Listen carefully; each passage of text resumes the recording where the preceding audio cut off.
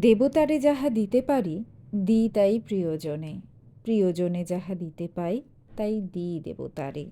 আর পাবো কোথা, দেবতারে প্রিয় করি, প্রিয়েরে দেবতা। এহেন বঙ্গদেশে রথযাত্রা যে একেবারে প্রাণের যাত্রা, সে আর বলাই বাহুল্য। 3 ভাই বোনকে সাজিয়ে পালকও বেরিয়ে পড়েছে রথযাত্রার উৎসবে সামিল হতে। জলটা পড়ে যাবে মনে হচ্ছে।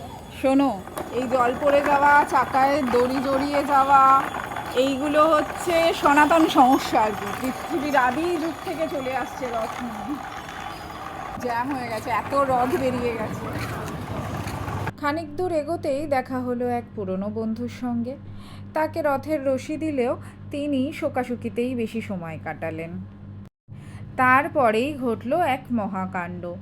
এই ভদ্রমহিলাটির নিজের একতলা রথ একেবারে নাপসন্দ, আর পালক নিজের রথ নিয়ে পৌঁছতেই আমি দেখলাম জুলজুল চোখে তাকিয়ে আছেন। কাজেই বললাম, একটুখানি দিদির রথটা টানবে নাকি? তারপরে যেটা হলো, দিদির রথ নিয়ে মহা দৌড়োদৌড়ি হলো গোটা রাস্তা। তারপরের গল্পটা চিরচরিত।